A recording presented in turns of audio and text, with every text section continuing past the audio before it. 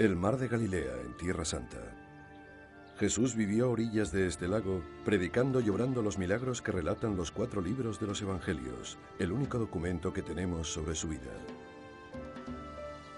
Pero, ¿podemos realmente creer lo que se cuenta en estos libros?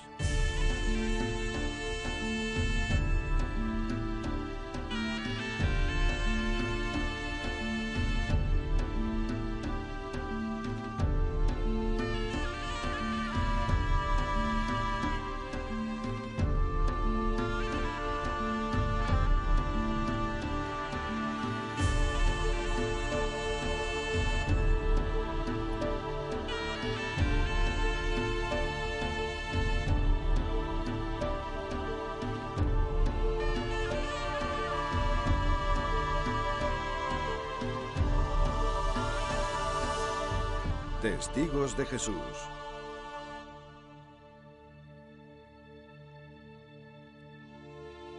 Hasta hace muy poco, creíamos que los evangelios se habían escrito mucho después de que Jesús muriera, que eran historias que habían pasado de generación en generación, como mucho, una recopilación de recuerdos lejanos. Pero en esta biblioteca de la Universidad de Oxford se han encontrado pruebas que podrían cambiar esa idea. Podríamos estar ante el descubrimiento más importante en la arqueología bíblica, desde el hallazgo de los pergaminos del Mar Muerto. La Nochebuena de 1994, el diario londinense Times publicó en primera página el descubrimiento del papiro de Jesús. El profesor alemán Carsten Thiede afirmaba que 3 fragmentos del Evangelio de San Mateo demostraban que los evangelios habían sido escritos y leídos por gente que había visto a Jesucristo resucitado con sus propios ojos. Matthew D'Ancona, ahora subdirector del Sunday Telegraph, fue el periodista que publicó la primicia. Trabajaba en el Times londinense cuando por primera vez oyó hablar del papiro de Jesús. Lo primero que pensé fue que era una historia realmente extraordinaria. Se sabía que en Oxford se conservaban unos fragmentos de papiro, 3 pequeños trozos del Evangelio de San Mateo, pero un erudito alemán al que no conocía afirmaba que eran increíblemente antiguos, quizás del año 60 después de Cristo. Incluso para alguien como yo que no sabía mucho de ese tema, la declaración era sorprendente. Hasta ahora, la única prueba física sobre el periodo en el que se redactaron los evangelios era un pequeño fragmento del Evangelio de San Juan. Databa del año 125 después de Cristo, casi 100 años después de la muerte de Jesús. Todos los testigos de los acontecimientos que marcaron su vida habrían desaparecido mucho antes. Según Thiede, el papiro de Jesús ofrece nuevas pruebas arqueológicas de que los evangelios se escribieron mucho antes, a partir del testimonio de los testigos, siendo el primer punto de contacto entre los evangelios escritos y la vida de Jesucristo. Estos 3 pequeños fragmentos, que juntos no son más grandes que una tarjeta de crédito, no son una reliquia espectacular. En ambos lados pueden leerse trozos del capítulo 26 del Evangelio según San Mateo. En total, son 6 frases en griego. En cada fragmento se pueden leer algunas palabras que pertenecen a los versos que cuentan los últimos días de la vida de Jesús.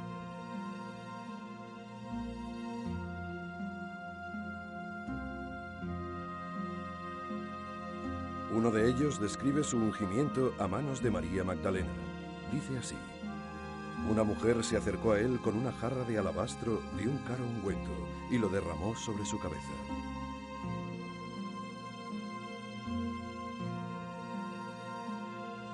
En otro trozo se describe la traición de Judas. El hombre llamado Judas Iscariote fue a ver al sumo sacerdote y le dijo: ¿qué me darías si te lo entregara?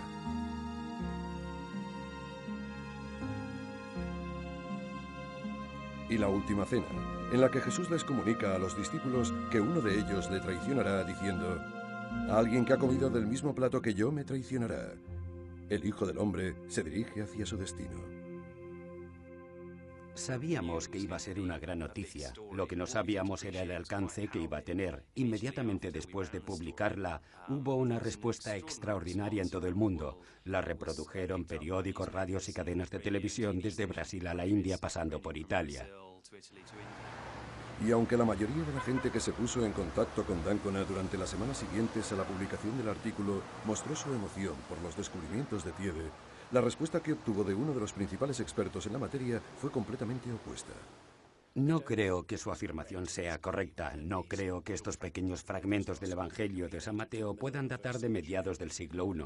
Como le dirían casi todos los especialistas, creo que esos fragmentos se escribieron hacia finales del siglo II. Todas las pruebas así lo señalan. Graham Stanton es expresidente de la Sociedad Internacional para el Estudio del Nuevo Testamento y catedrático en King's College, en la Universidad de Londres.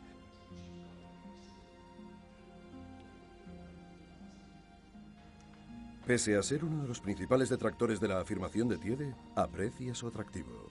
Estas afirmaciones sugieren que los evangelios podrían ser más antiguos y quizás más fiables de lo que se suponía. Yo no comparto esa opinión. D'Ancona comprendió que el descubrimiento de Tiede había desatado la polémica. Antes de inclinarse por la nueva teoría que Tiede afirmaba haber demostrado, D'Ancona tenía otro misterio por resolver. ¿Por qué un erudito alemán había mostrado tal interés por unos fragmentos de un documento griego archivado en Oxford?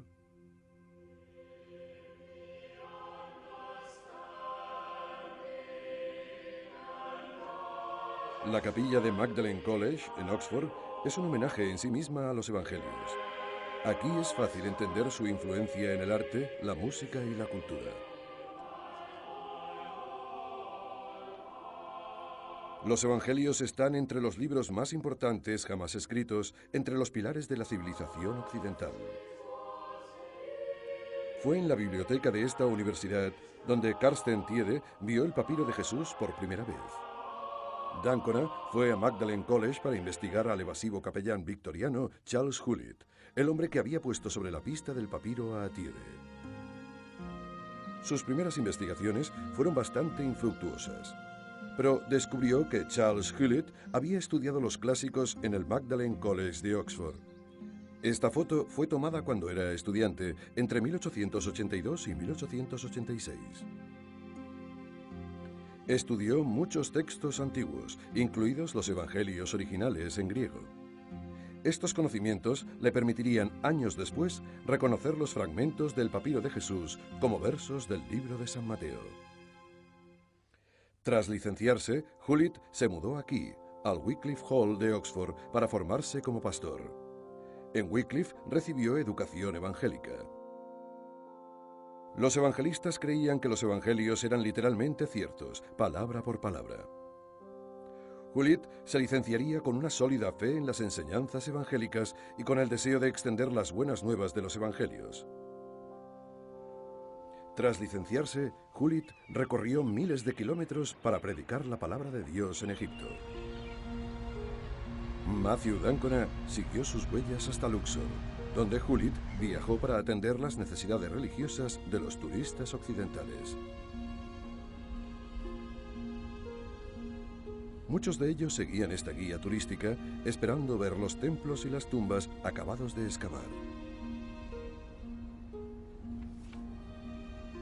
De esta manera arrancaba la edad del turismo masivo. El emprendedor Thomas Cook abría Egipto a los viajeros de todo el mundo. Por primera vez, Cook ofrecía a ciudadanos normales y corrientes la posibilidad de disfrutar de la emoción de viajar a lugares exóticos.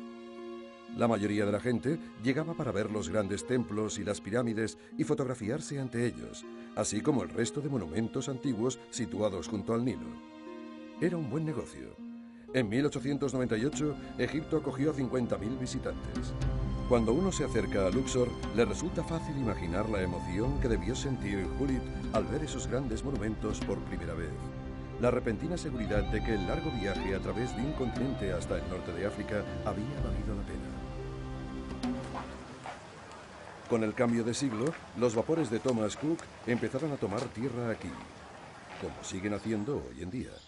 La mayoría de estos turistas se alojaban en el Hotel Luxor, también construido por Cook y uno de los pocos hoteles de la ciudad en esa época. Hoy en día el hotel es un lugar bastante oscuro y triste. Gran parte de su antigua fastuosidad ha desaparecido.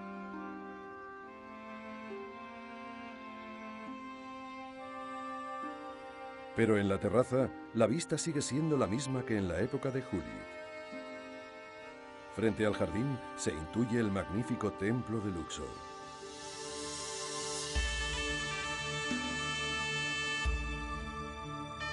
El faraón Amenhotep II inició la construcción de este majestuoso templo 1400 años antes del nacimiento de Jesús. Dáncona descubrió que el templo era uno de los lugares favoritos de Judith. Lo visitaba muy a menudo, maravillado por la enorme dimensión de los monumentos de una civilización tan antigua. Pero lo que más le fascinaba, más incluso que el trabajo de los antiguos egipcios, eran las modestas huellas dejadas por los primeros cristianos que llegaron aquí más de 1000 años después.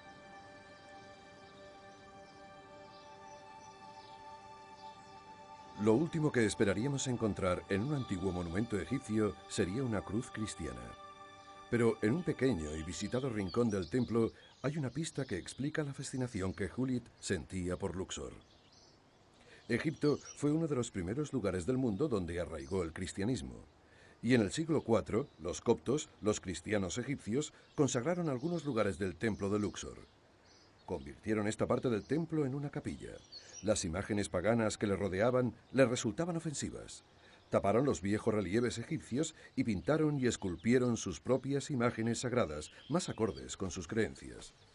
Dáncona descubrió que Judith estaba fascinado por este vandalismo cristiano, pero no encontró señales que indicaran que Judith hubiera encontrado los fragmentos del papiro en el templo.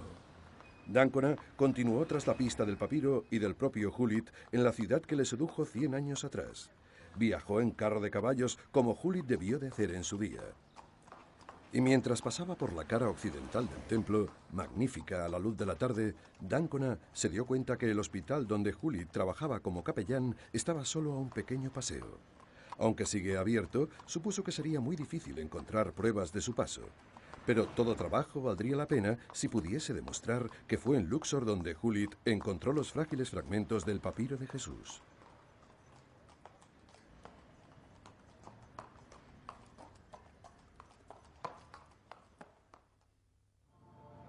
El río Nilo separa Luxor del margen occidental.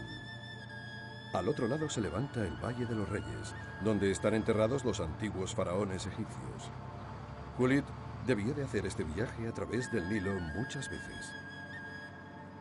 Le interesaban las excavaciones que tenían lugar en el Valle de los Reyes y seguramente tendría una buena relación con los arqueólogos y los estudiosos que trabajaban en la zona. Se hicieron muchos y muy valiosos descubrimientos en el Valle de los Reyes en la época en la que Judith vivía en Luxor, incluido el descubrimiento de la tumba del rey Tutankamón.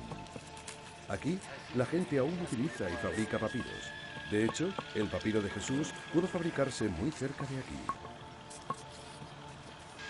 Egipto lo exportaba a toda la cuenca mediterránea, incluso más allá de esta. Los escribas, autores de los fragmentos que Judith encontró, usaron una pluma de caña para dibujar sus pequeñas letras. A veces, los papiros también se decoraban con pigmentos brillantes, como aún hacen estos artesanos que recrean espectaculares dibujos y símbolos de la antigua civilización egipcia. Estos papiros se venderán a los turistas de hoy como recuerdo de su viaje y muchos de ellos acabarán en el mercado de Luxor, el lugar en el que Dáncona cree que Charles Judith encontró el papiro de Jesús. Judith debía de venir aquí a menudo buscando objetos antiguos. En la época de Judith, el mercado de Luxor era un famoso centro de venta de antigüedades. Hoy en día el mercado es muy similar a lo que era entonces, pero solo se pueden comprar papiros de recuerdo en los bazares y las tiendas de antigüedades de la ciudad. Incluso con lo poco que sabemos sobre Judith, no es difícil imaginar su emoción al ver por primera vez los fragmentos del papiro.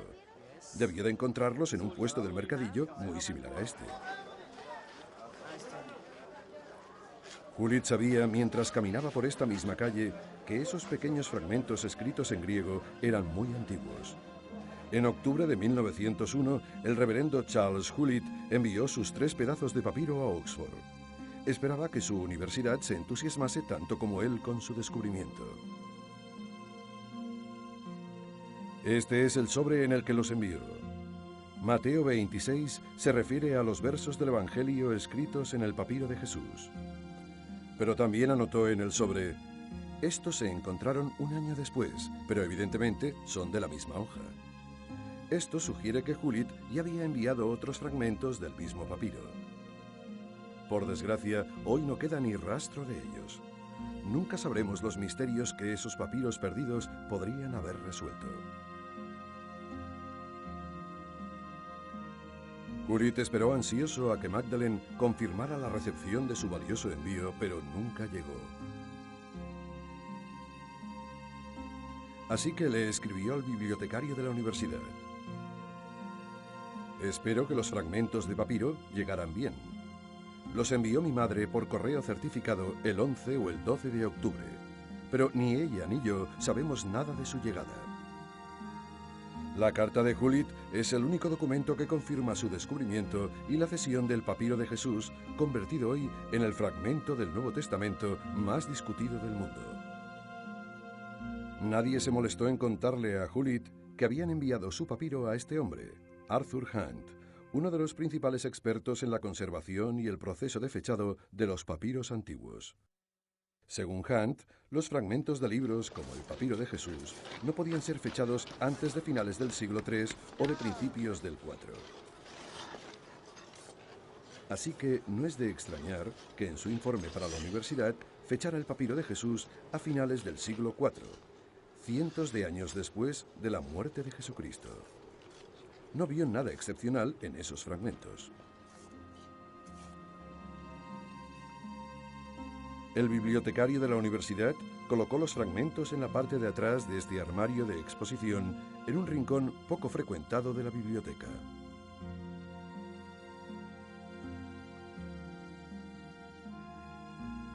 En cuanto a Judith, su etapa como pastor en Luxor llegó a su fin. Casado y con hijos, fue destinado a otro enclave del Mediterráneo, a la ciudad de Mesina, en Italia.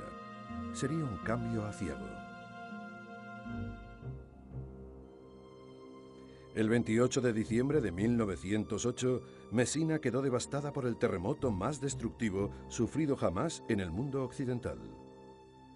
En apenas 25 segundos, 150.000 hombres, mujeres y niños murieron mientras dormían. El 98% de los edificios de Mesina quedaron destruidos. Charles Judith fue uno de los que murieron. Su mujer y sus 4 hijos perecieron con él entre los escombros. El 6 de enero de 1909, el Times de Londres explicó cómo, tras una larga búsqueda, se habían hallado los cuerpos del capellán británico Charles Judith y de su familia enterrados bajo los restos de su casa. Judith murió sin conocer la trascendencia del tesoro que había encontrado. Todas sus posesiones quedaron destruidas. Nunca sabremos si guardaba otros fragmentos de los papiros del Nuevo Testamento. Tras su trágica muerte, se colocó una placa de bronce en el Hotel Luxor para conmemorar los años que había pasado allí como capellán evangélico. Los visitantes del hotel apenas se dan cuenta de su presencia. Esto no habría sorprendido a Judith, que se consideraba a sí mismo un fracasado. Se habría sentido muy diferente de haber conocido la naturaleza de su descubrimiento. Un papiro que podría demostrar que los evangelios son el testimonio de coetáneos de Jesús. Como evangelista, un descubrimiento de ese tipo habría demostrado todo aquello en lo que él creía. Pero aún pasaría un siglo hasta que este hombre, Carsten Tide, un notable papirólogo y estudioso del Nuevo Testamento, revelara la magnitud del descubrimiento de Judith. En 1994, Tide visitaba a la familia de su mujer, cerca de Oxford, y aprovechó para examinar los 3 fragmentos de papiro de la biblioteca de Magdalen College.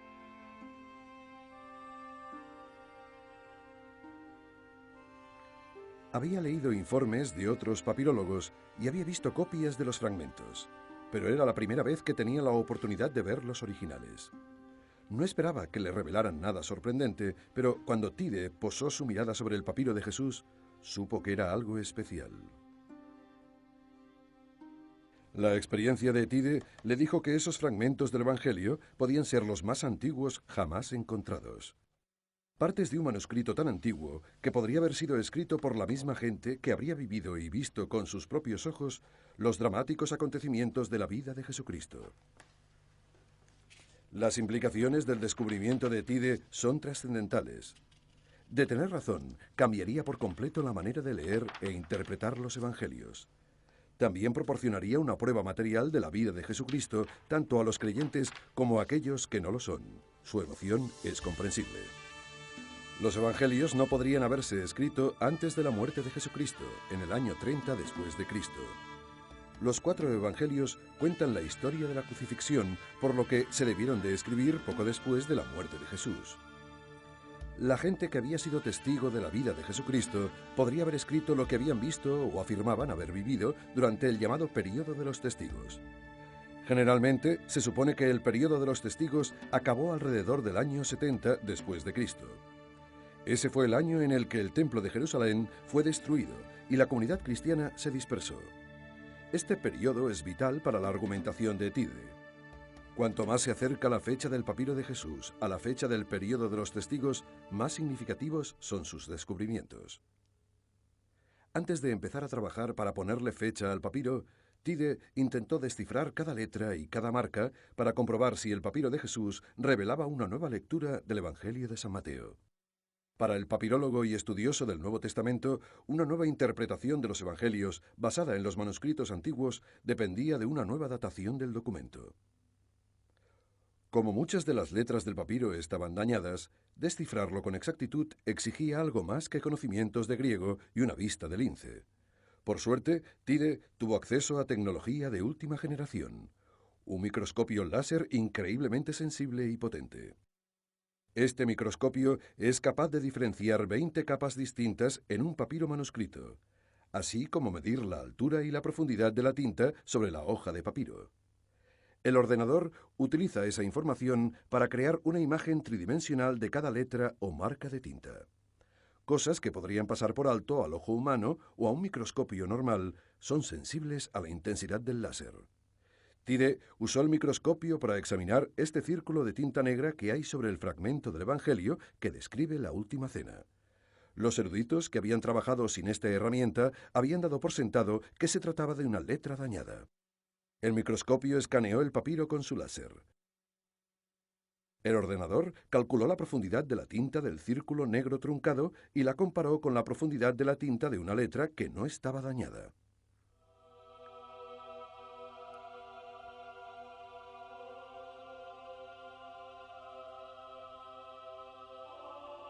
La investigación de Tide demuestra que en realidad es una gota de tinta que el escriba dejó a propósito en el papiro. Una gota que cambia la manera de leer y traducir el verso de la última cena. Creíamos que los discípulos hablaban uno tras otro, después de la dramática predicción de Jesucristo, de que uno de ellos le traicionaría. Esto es un poco raro. No es normal que 12 hombres respondan uno tras otro en un momento tan dramático. El papiro de Jesús nos dice que en realidad hablaban todos al mismo tiempo en una situación muy dramática y tensa. Con esta nueva lectura, la más antigua posible, volvemos a la escena histórica, a los testigos que lo vieron, lo relataron y lo escribieron. Por desgracia, el microscopio láser no puede datar los fragmentos con precisión. La datación por radiocarbono tampoco sirve para fechar el papiro de Jesús por diversos motivos. Para conseguir una fecha exacta para el papiro, las técnicas de comparación siguen siendo las más apropiadas. Para aplicarlas, Tide tuvo que valerse de lo antiguo en lugar de lo moderno. Comparar la letra es la tarea más importante y difícil del papirólogo. En la antigüedad, la caligrafía de los escribas cambiaba significativamente con el paso del tiempo. La letra del siglo I después de Cristo es muy diferente a la usada 100 años después, igual que la letra de la época de Judith puede diferenciarse fácilmente de la nuestra. Así que cuando uno se enfrenta a un papiro sin fecha, debe compararlo con documentos con una letra similar de fechas conocidas. Hay que encontrar otro manuscrito que concuerde en estilo con el que se intenta fechar. Y para datar mejor la fecha, hay que hacerlo con varios textos diferentes. Quiero volver a los lugares donde se escribieron o donde los arqueólogos descubrieron los papiros más importantes, los que necesitamos para trabajar. En nuestro caso, se trata de Israel.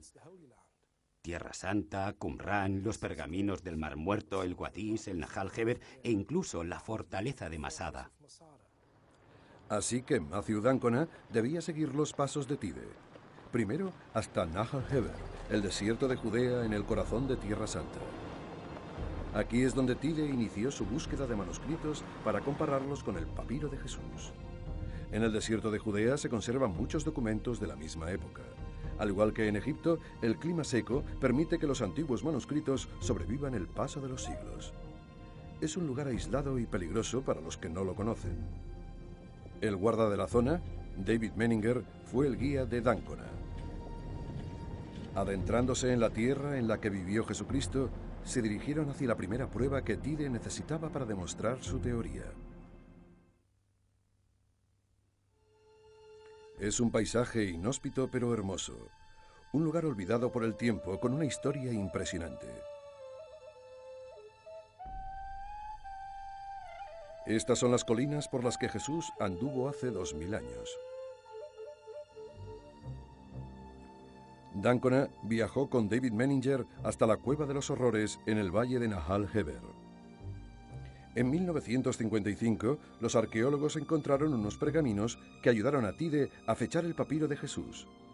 En el año 135 después de Cristo, los judíos se rebelaron contra el ejército romano que ocupaba estas tierras. Dirigidos por Bar Kokhba, los judíos intentaron expulsar a los romanos de Tierra Santa. Esta rebelión culminó en una verdadera masacre. El ejército romano asesinó a más de 500.000 de rebeldes y simpatizantes. En 1955, los arqueólogos desenterraron los restos de aquellos hombres, mujeres y niños. Todos habían muerto de hambre y sed.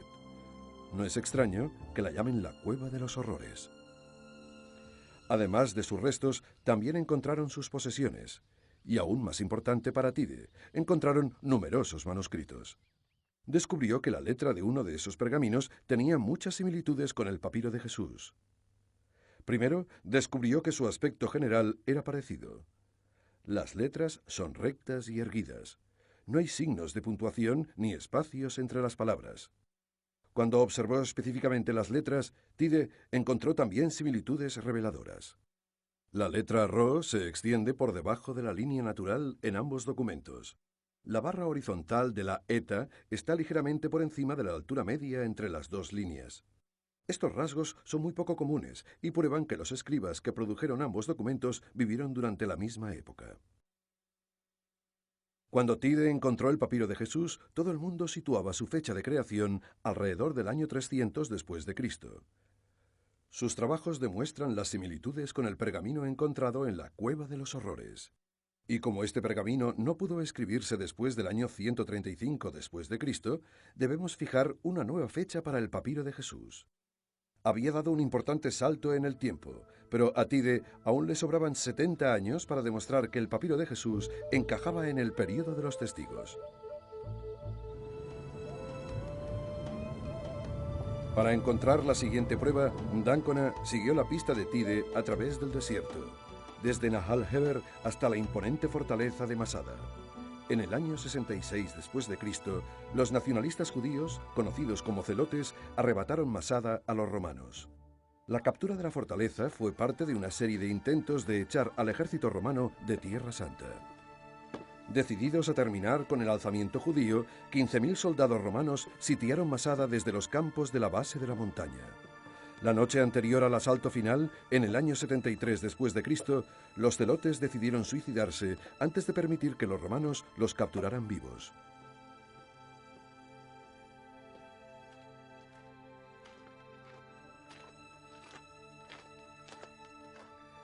Cuando los romanos entraron, descubrieron que de las 900 personas que se habían refugiado allí, solo 2 mujeres y 5 niños habían sobrevivido. Sabemos que los rebeldes murieron en el año 73 después de Cristo, menos de 50 años después de la muerte de Jesucristo. Así que es posible que algunos de sus hombres y mujeres más mayores fueran testigos de la actividad de Jesús en Galilea, al norte de Masada, e incluso de su crucifixión.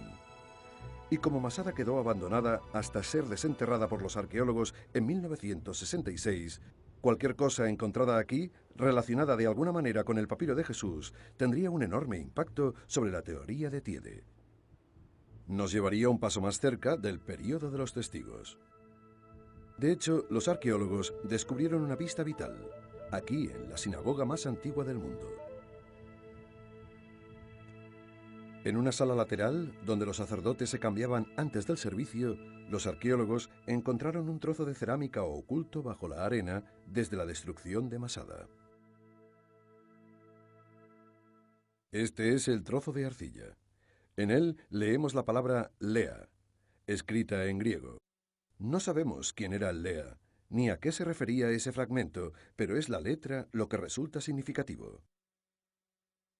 Tiede descubrió que el estilo era casi idéntico al del papiro de Jesús. Nuevamente, el aspecto general es el mismo, letras erguidas e independientes, un estilo caligráfico conocido como uncial. Las letras individuales también tienen rasgos prácticamente idénticos. Se ve claramente en las alfas, donde la línea central es diagonal. Empieza abajo a la izquierda y se mueve en ángulo hacia arriba a la derecha en lugar de ser horizontal. Las iotas tienen una serifa en la parte de arriba, un ensanchamiento evidente. El hecho de que este fragmento y el papiro de Jesús tengan tantas similitudes estilísticas nos dice casi con seguridad que se escribieron durante la misma época. El fragmento encontrado en la Cueva de los Horrores llevó al papiro de Jesús hasta la época anterior al año 135 después de Cristo. Pero las pruebas de Masada lo llevaron incluso más atrás, antes del año 73 después de Cristo, el año de la destrucción de Masada. Así que apenas nos separan unos años del período de los testigos.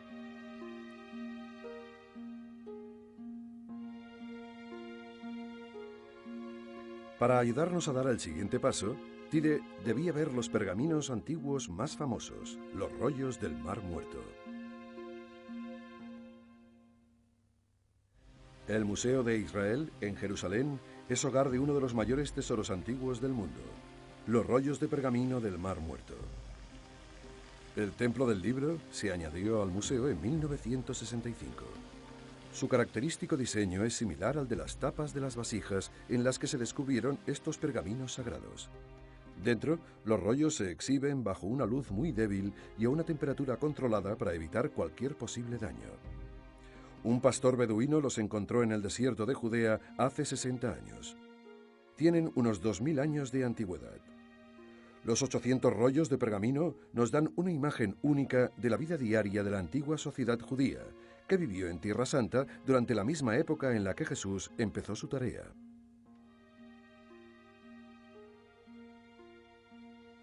Cuentan extraordinarias historias sobre su vida diaria, sus leyes o sus creencias. Aunque la mayoría de los pergaminos se encontraron en fragmentos que hubo que volver a unir, también se hallaron algunos manuscritos de cuero prácticamente intactos.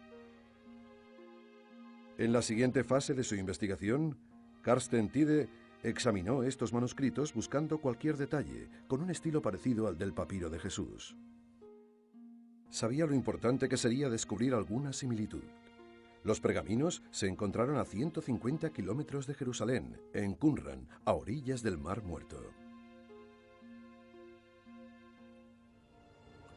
Qumran fue el hogar de una antigua sociedad judía conocida como los esenos. Nuevamente, seguir los pasos de la investigación de Tiede llevaba a Dáncona hasta el lugar de una antigua masacre. Igual que había ocurrido en la Cueva de los Horrores y en Masada, los esenos encontrarían un trágico final a manos de los romanos. En el año 68 después de Cristo, la 10ª legión romana, destacada en Jericó, expulsó a los esenos. Quemó sus casas y destruyó su modo de vida para siempre. El asentamiento de Qumran quedó entonces escondido bajo la arena durante 2000 años. no se tocaría nada hasta 1947, cuando un pastor beduino encontró estos valiosos pergaminos de los esenos. Una vez más, Tide sabía que cualquier cosa encontrada aquí era anterior al año 68 después de Cristo, el año en que los romanos destruyeron el asentamiento. Si alguno de los pergaminos descubierto aquí se parecía al papiro de Jesús, sería una prueba vital para demostrar una fecha incluso anterior. Esta es la cueva que contenía esa prueba definitiva.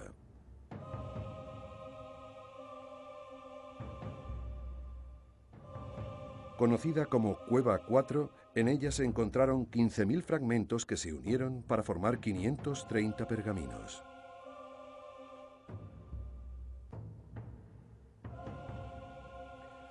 Hay quien cree que los soldados romanos cortaron los pergaminos para destruir la biblioteca esena para siempre. Pero por suerte para Tide, los fragmentos sobrevivieron protegidos una vez más por el desierto.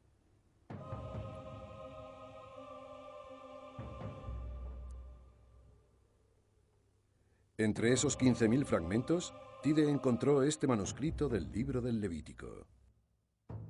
Al tratarse de un libro del Antiguo Testamento, habría formado parte de la biblioteca esena.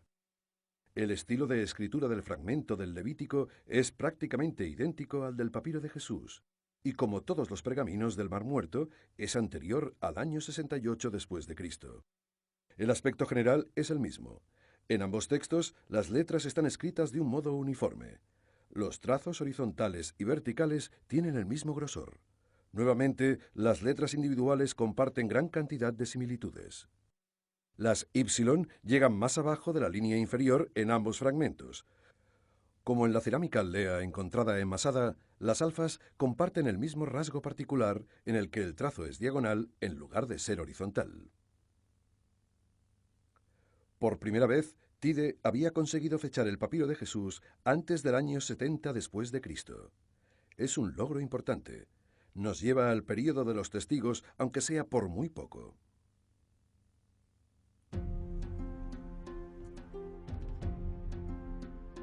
Cuanto más consiga Tide aproximar el papiro de Jesús al período de los testigos, más seguros estaremos de que los evangelios fueron escritos por personas que conocieron a Jesucristo.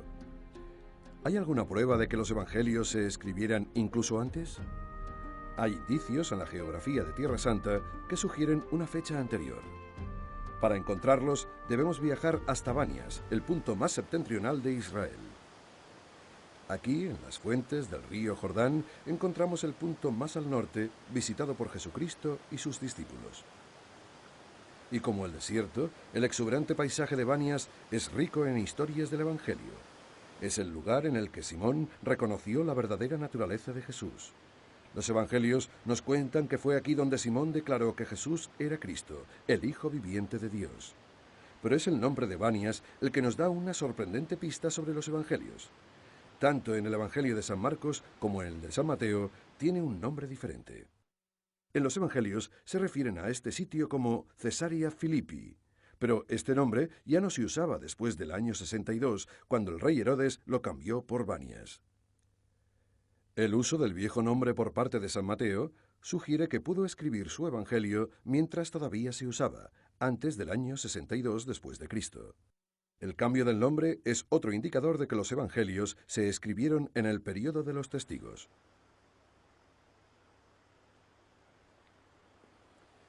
En lo alto del río se alza la antigua ciudad de Banias. Herodes mandó construirla en honor al dios pagano Pan. Aquí, Jesús bautizó a Simón como Pedro, después de que Simón le declarara hijo de Dios. Como dicen los evangelios, ahora te digo a ti que eres Pedro, y sobre esta roca construiré mi comunidad, y las puertas del infierno nunca podrán dominarla. Y es en esta cueva, aquí, en el templo pagano, donde habrían estado las puertas a las que Jesús se refería como las puertas del infierno. Las palabras del Evangelio parecen describir lo que hoy en día podemos ver con nuestros propios ojos. Para retrasar aún más la fecha de redacción de los Evangelios, Tide regresó al desierto a Qumran y a los pergaminos del Mar Muerto. Aquí, en la destruida Cueva 7, los arqueólogos habían encontrado otro diminuto pedazo de pergamino que Tide creía que podría aproximarle todavía más al período de los testigos. Este pequeño fragmento con letras griegas no es más grande que un sello de correos. La investigación de Tide ha demostrado que es otro pedazo del Evangelio cristiano. Esta vez aparecen algunas palabras del capítulo 6 del Evangelio de San Marcos. Hay quien discute que el fragmento pertenezca realmente al Evangelio de San Marcos, pero las pruebas de Tide son convincentes. En la cuarta línea del fragmento hay algunas letras que él afirma que forman parte de la palabra Gennesaret, el viejo nombre del mar de Galilea. Esa palabra no puede encontrarse en ningún otro lugar de la Biblia. Solo aparece en el Evangelio de San Marcos. Tide encontró más pruebas de que el fragmento pertenecía al Evangelio de San Marcos en Jerusalén. Matthew d'Ancona siguió la investigación de Tide sobre el fragmento de San Marcos hasta aquí, el Museo John Rockefeller, donde se guardan incontables y valiosos objetos procedentes de Tierra Santa. Joe Zias, encargado del museo, le explicó a d'Ancona cómo había ayudado a Tide a estudiar los numerosísimos objetos almacenados en el sótano del museo. Tide sabía que se había encontrado la palabra Roma en una vasija hallada cerca del discutido fragmento de San Marcos en la Cueva 7 en Qumran. El papirólogo sostiene que era la misma vasija que contenía el pergamino del Evangelio de San Marcos. Esta inscripción en la vasija del pergamino es la palabra Roma escrita en hebreo. Los historiadores creen que la vasija llegó desde Roma. También creen que el Evangelio de San Marcos fue redactado en la ciudad de Roma. Encontrar la vasija cerca del discutido fragmento proporcionó a Tide nuevas pruebas de que el fragmento encontrado en Qumran provenía realmente del Evangelio de San Marcos. Tide tenía otro fragmento que databa del año 68 después de Cristo y además provenía de un rollo de pergamino. El papiro de Jesús formaba parte de un libro. Este es un detalle de gran importancia. Hasta que se descubrió el fragmento de San Marcos de Qumran, se creía que los cristianos habían escrito los evangelios en libros. Pero ahora hay pruebas que demuestran que existieron versiones de los evangelios escritas en rollos de pergamino que después fueron copiadas en libros, como aquel al que debió de pertenecer el papiro de Jesús. Así que, según Tide, los fragmentos de Oxford debieron de copiarse de unos rollos de pergamino que podrían haber sido incluso más antiguos. Tide había demostrado mediante comparaciones con documentos encontrados en la Cueva de los Horrores, Masada y Qumran, que el papiro de Jesús era anterior al año 68 después de Cristo. Pero el descubrimiento de Qumran implicaba que los primeros evangelios se habían escrito en rollos de pergamino. Si eso era cierto, debería haber existido un pergamino perdido del Evangelio de San Mateo más antiguo aún, a partir del cual se habría copiado el papiro de Jesús. De una manera casi concluyente, Tide fechaba la redacción de los evangelios solo 20 años después de la muerte de Jesús. El mar de Galilea es el lugar en el que Jesús llevó a cabo el primer sacerdocio, el lugar donde empezó el cristianismo.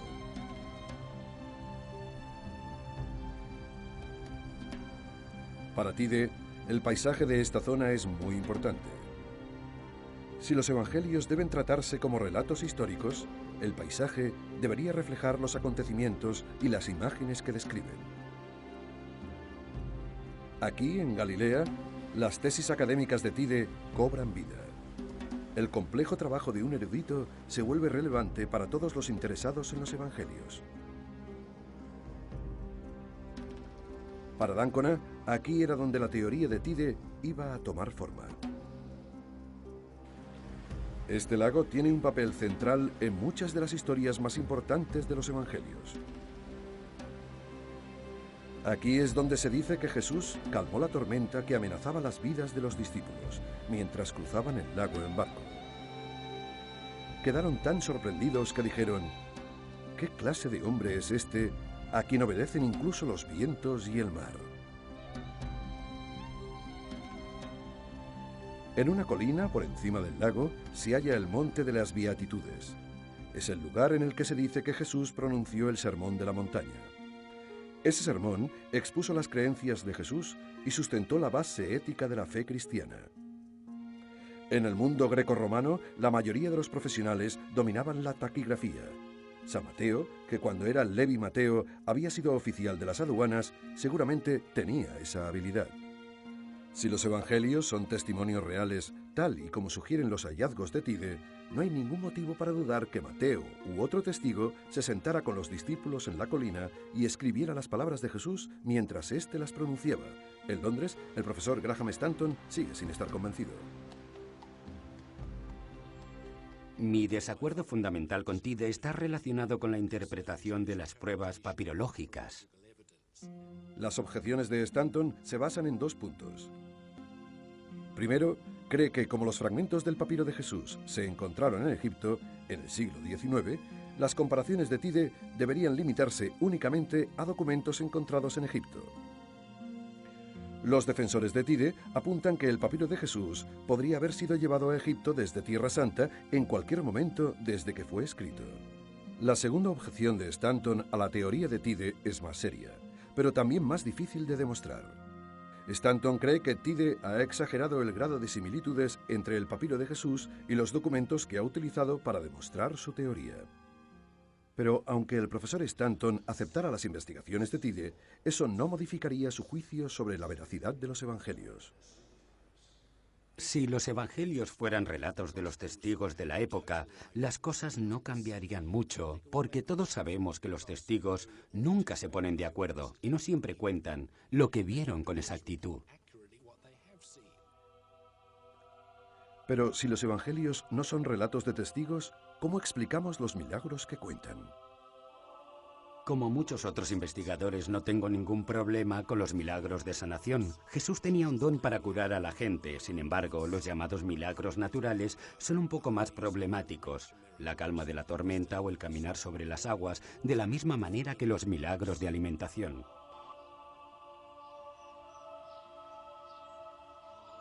Aquí, en la iglesia de Tadga, a orillas del lago de Galilea, ocurrió uno de los más famosos milagros de alimentación. Aquí es donde los evangelios dicen que Jesús alimentó a 5.000 personas con 5 panes y 2 peces. Se dice que esta roca es la roca en la que Jesús colocó los panes y los peces. La historia se conmemora en estos mosaicos del siglo V. Para Stanton, la historia de este milagro es más bien simbólica, que no puede interpretarse literalmente. Pero si Tide tiene razón y los evangelios reflejan acontecimientos históricos escritos por testigos, podríamos decir con más seguridad que nunca que ese milagro tuvo lugar aquí. Jerusalén. Este es el lugar al que Jesús vino tras terminar su tarea en Galilea. Aquí Judas le traicionó y, por supuesto, aquí le crucificaron. Es el final del viaje de Matthew D'Ancona. Ha seguido el camino del papiro de Jesús hasta Jerusalén. Quería experimentar en primera persona el legado de las historias de los evangelios. La Vía Dolorosa, en la ciudad vieja de Jerusalén. Según la tradición, Jesús siguió este camino mientras se dirigía al lugar de la crucifixión.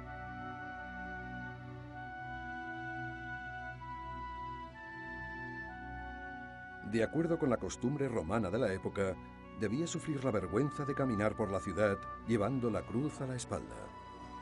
Y al final de la Vía Dolorosa está el final del viaje de Jesús, la iglesia del Santo Sepulcro, uno de los lugares más sagrados del mundo cristiano.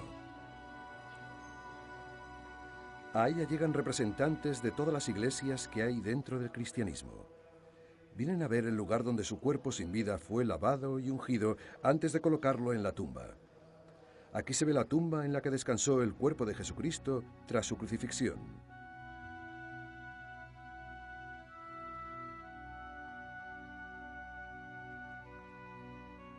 Los peregrinos esperan pacientemente para tocar la piedra bajo la que se dice que Jesús fue enterrado. Es conmovedor ver la profundidad de los sentimientos que inspira su muerte 2000 años después.